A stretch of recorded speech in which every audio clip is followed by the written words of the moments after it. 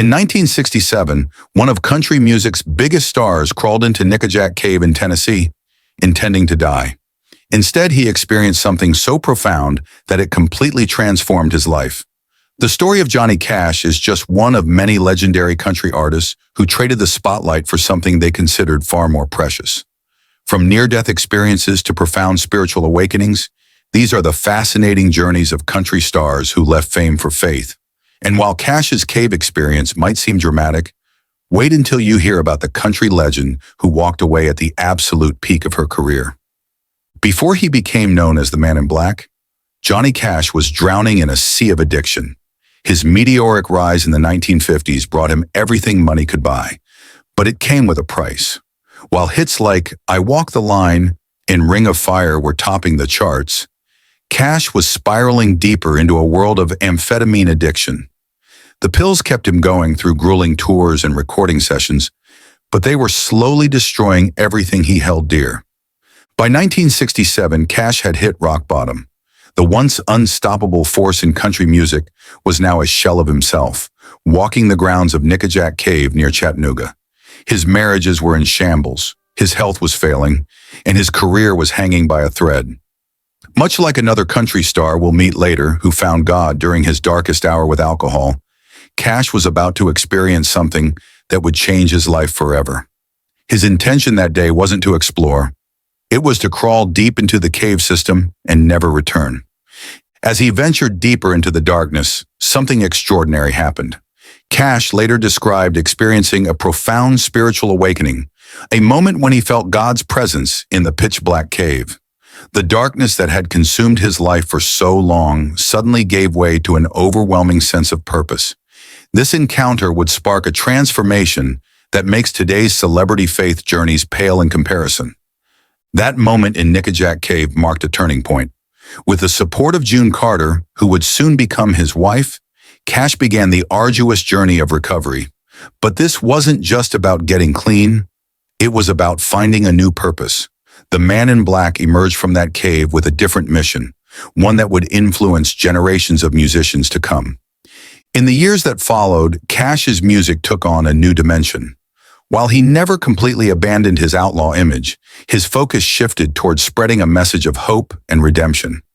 He began recording gospel albums, including the deeply personal My Mother's Hymn Book, and formed a close friendship with evangelist Billy Graham, frequently performing at his crusades. Cash's performances at these events weren't just musical numbers. They were testimonies of transformation that touched countless lives. What makes Cash's story particularly compelling is that he didn't abandon his artistic identity, he transformed it. The same voice that sang about shooting a man in Reno just to watch him die now sang about salvation with equal conviction. His dark attire, once a symbol of rebellion, became a reminder of his ministry to the downtrodden. In interviews, Cash would often say that his faith didn't make his struggles disappear. It gave him the strength to face them head-on. Perhaps most remarkably, Cash's spiritual journey didn't diminish his cultural impact. It enhanced it. He continued to champion causes for Native Americans, prison reform, and social justice, now viewing these efforts through the lens of his faith. His American recording series, released late in his life, proved that his message of redemption could resonate with a whole new generation of listeners. But while Cash found his calling in a cave, our next artist's path to faith would come through a series of devastating losses that would test any mother's soul. Loretta Lynn's journey shows us that sometimes the hardest roads lead to the deepest faith, and just wait until you hear about the surprising connection between her tragedy and another country star's life-changing moment. The coal miner's daughter seemed to have it all. Loretta Lynn had risen from the poverty of Butcher Holler, Kentucky, to become one of country music's most powerful voices. While another star we'll meet later would leave fame at the peak of their success, Lynn's story shows us what happens when tragedy forces a different kind of spiritual awakening. Her honest, hard-hitting songs about women's struggles topped the charts throughout the 1960s and 70s. But behind the success of hits like Don't Come Home A-Drinkin' and The Pill, Lynn was facing battles that no amount of fame could shield her from. And much like the surprising story we'll hear about Tennessee Ernie Ford's own battles, Lynn's journey would test her faith in ways she never expected. Just like our next artist, Ferlin Husky, would discover, success on the country music charts didn't guarantee protection from life's deepest sorrows. For Lynn, the first blow came with the death of her eldest son, Jack Benny Lynn, in 1984. While attempting to ford the Duck River on horseback, the 34-year-old was swept away by the current. It was a loss that would shake her faith to its core, much like the personal crisis that would later drive Red Foley to his own spiritual transformation. But tragedy wasn't finished with the Lynn family. In 1996, her oldest child, Betty Sue, succumbed to complications from emphysema. For Lynn, this second devastating loss became a turning point in her spiritual journey. Unlike Johnny Cash's dramatic cave experience, Lynn's path to deeper faith came through quiet moments of grief and reflection. In the midst of her pain, Lynn began incorporating more gospel songs into her performances. Her voice, which had once declared independence in "You Ain't Woman Enough to Take My Man," now carried the weight of spiritual yearning in hymns like "How Great Thou Art." The transformation wasn't just musical, it was deeply personal and would later inspire another country legend we'll meet who chose to walk away from fame entirely. Lynn's commitment to faith manifested in ways that would later inspire Barbara Mandrell's own spiritual journey. She began dedicating significant time to charity work and church-related activities. Her ranch in Hurricane Mills, Tennessee, became known not just as a tourist attraction, but as a place where Lynn would often share her testimony with visitors. This dedication to spreading her message would be echoed years later by Hank Snow's remarkable ministry work. The recording of her gospel albums, Who Says God Is Dead, In God's Country, revealed a different side of Lynn to her fans. These weren't just musical projects. They were declarations of faith from a woman who had experienced both the heights of success and the depths of loss. Her authenticity in sharing these spiritual experiences would later pave the way for other country stars to be more open about their own faith journeys. Speaking of authenticity and faith, wait until you hear about our next artist, Ferlin Husky. While Lynn found her spiritual path through personal tragedy, Husky's journey would take him from the bright lights of stardom to something completely unexpected, a life behind the pulpit. And his reason for leaving fame behind might surprise you even more than Cash's cave experience. The year was 1957, and Ferlin Husky was on top of the world. His hit Gone had just shattered records, staying at #1 for 10 straight weeks. His smooth voice and charming stage presence made him one of country music's biggest stars. But something was stirring in Husky's soul that would make him question everything, much like the surprising crisis of faith we'll hear about later in Barbara Mandrell's story. While Johnny Cash found God in a cave and Loretta Lynn through tragedy, Husky's spiritual awakening came at the height of his success. In an era when country stars were expected to maintain a certain image, Husky began feeling increasingly disconnected from the entertainment industry's glamour. And just like Tennessee Ernie Ford would later discover, sometimes the brightest spotlight can cast the darkest shadows. As hits like Wings of a Dove climbed the charts, Husky felt an unmistakable calling. Unlike our next artist, who would make headlines for walking away at her peak, Husky's transition happened gradually. He started incorporating more gospel messages into his performances, testing the waters of his new calling while still maintaining his country career. But what happened next would shock the country music world. Husky didn't just add religious songs to his repertoire, he completely transformed his life's purpose. He became a traveling minister, exchanging packed concert venues for humble church pulpits. This radical change would later inspire Red Foley's own spiritual journey in ways nobody could have predicted. The same voice that once crooned love songs now preached salvation. Husky's decision wasn't just about changing his music. It was about changing his entire life's mission. He saw his previous fame not as something to reject, but as a platform for spreading his message of faith. This approach would later be mirrored by Connie Smith's own remarkable balancing act between faith and fame. While Husky occasionally returned to perform country music, his heart remained firmly in his ministry work. His 2010 induction into the Country Music Hall of Fame recognized both his musical legacy and his spiritual contribution to the genre. But perhaps most remarkably, Husky's transformation opened doors for other artists to follow their spiritual calling without completely abandoning their musical roots. Speaking of dramatic career changes, Wait until you hear about Barbara Mandrell's shocking decision.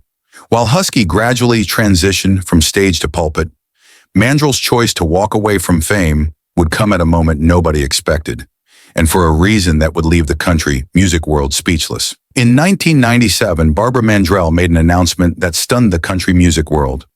Unlike Johnny Cash's dramatic cave conversion or Loretta Lynn's gradual spiritual journey through tragedy, Mandrell was at the absolute height of her career when she decided to walk away from it all.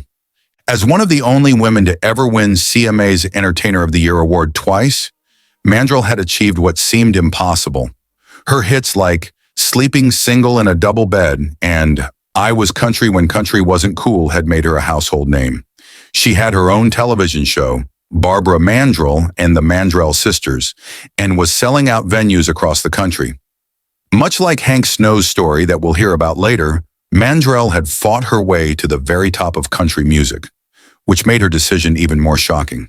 But unlike many stars who hit pause on their careers only to return later, Mandrell's retirement was absolute. She didn't just step back, she completely walked away.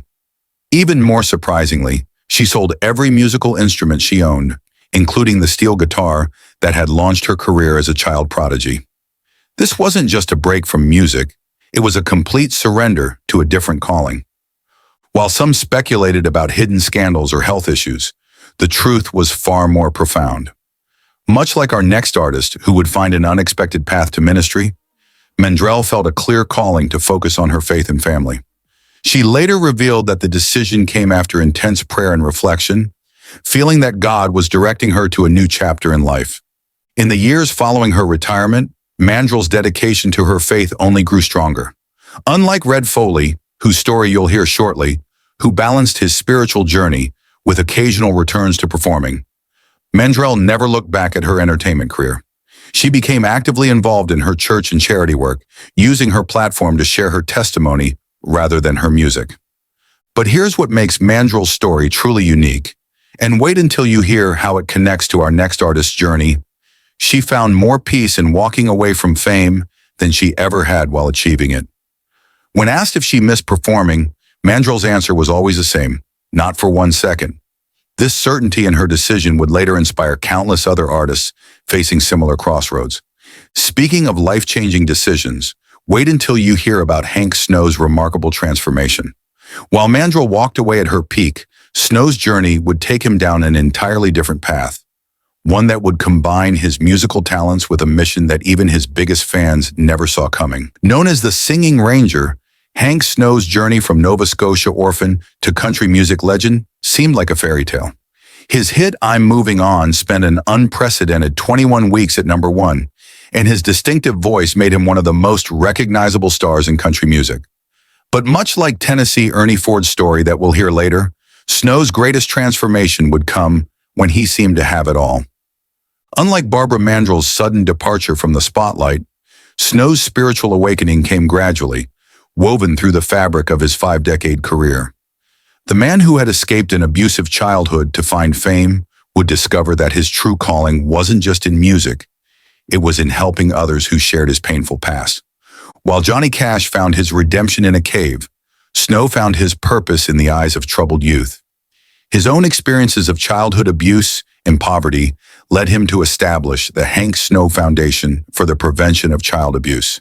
And just like Red Foley's upcoming story will show us, sometimes the deepest wounds can lead to the most powerful ministry. Snow's transformation wasn't about leaving music behind, it was about infusing it with greater purpose.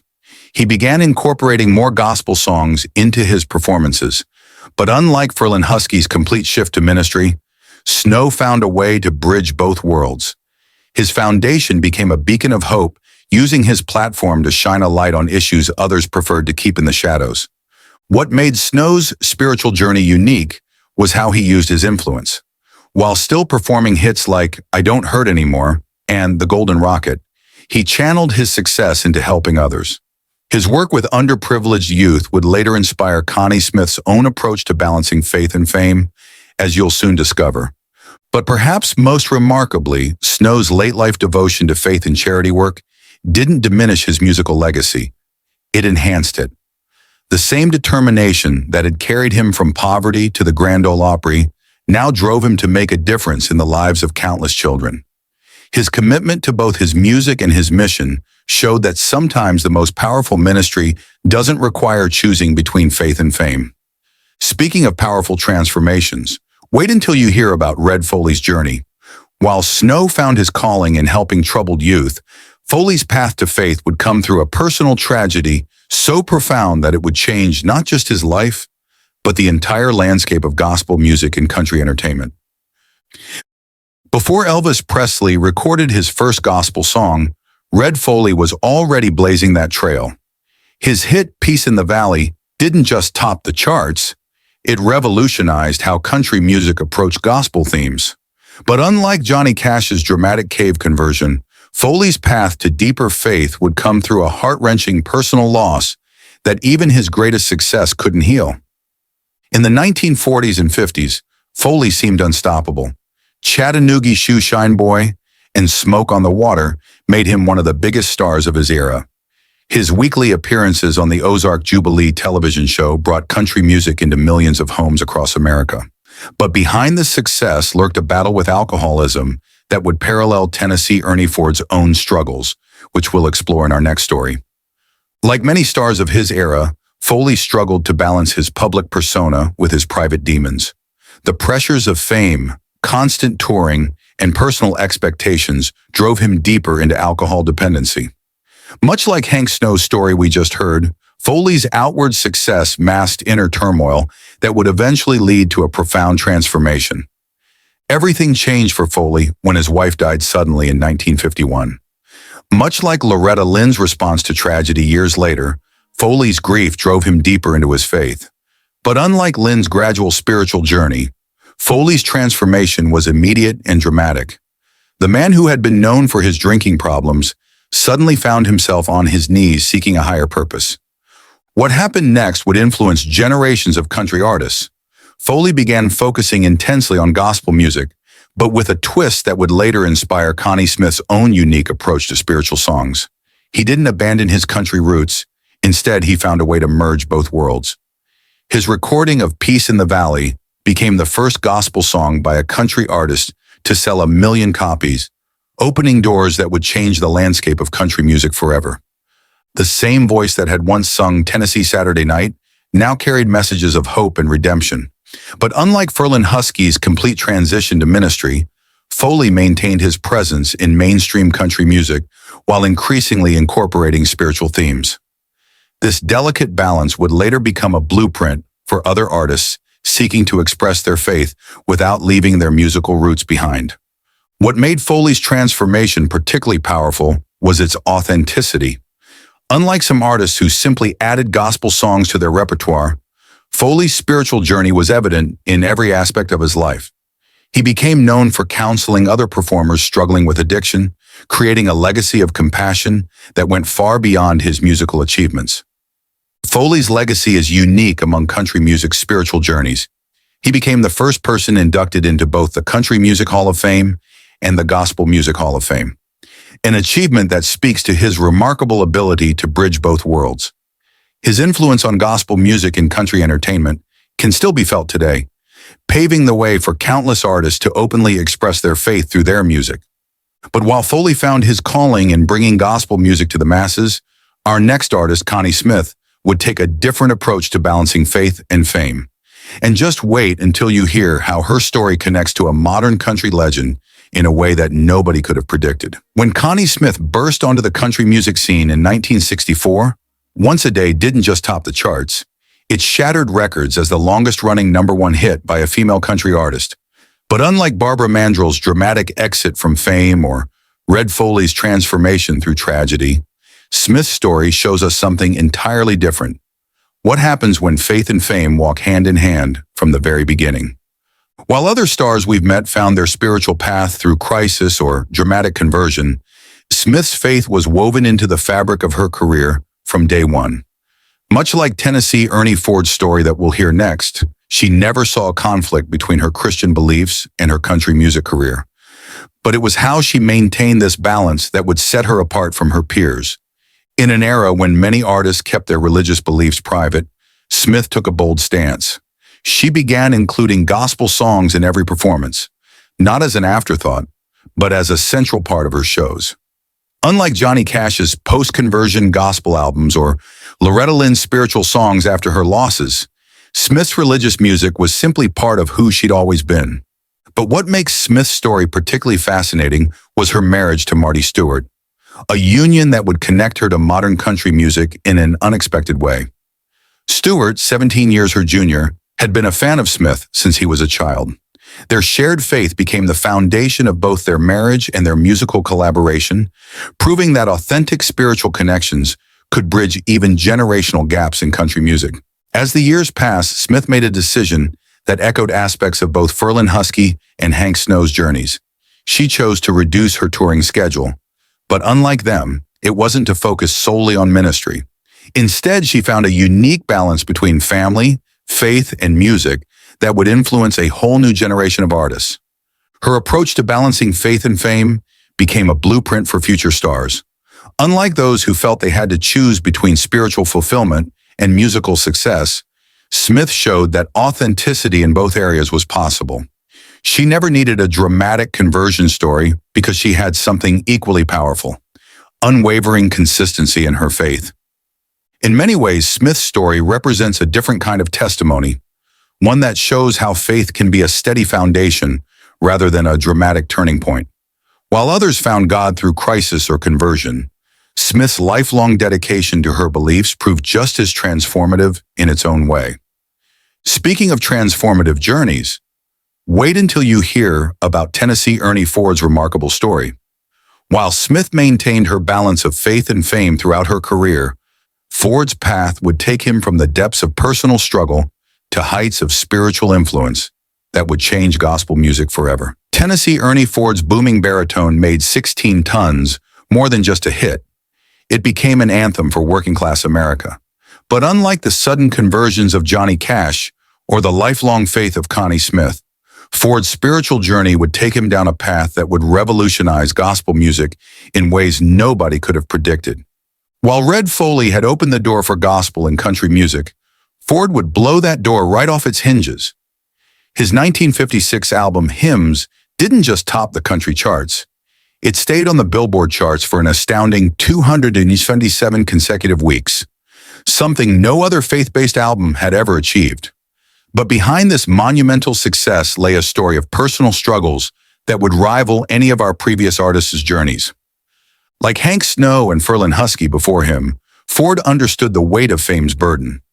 His battle with alcohol paralleled Red Foley's struggles, but Ford found his salvation not in a dramatic moment of conversion, but through the very hymns he would become famous for singing.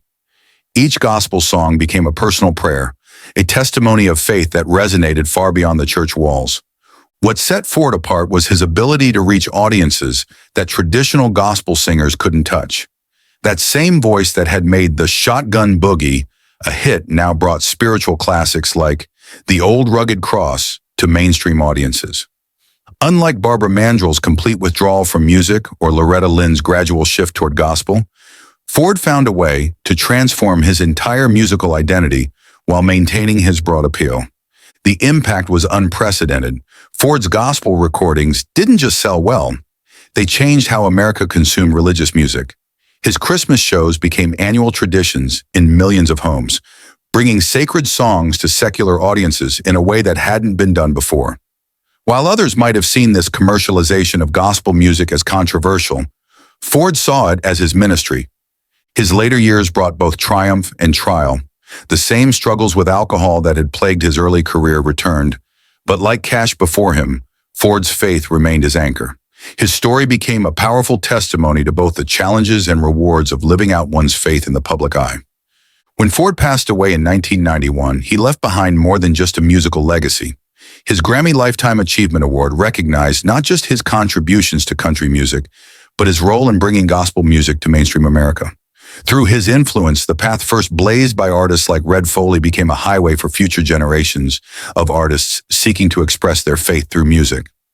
In the end, these 8 remarkable journeys from fame to faith remind us that transformation can come in many forms, whether through dramatic conversion like Cash, quiet dedication like Smith, or cultural impact like Ford, each story shows us that sometimes the greatest hits aren't measured in record sales, but in lives touched and hearts changed.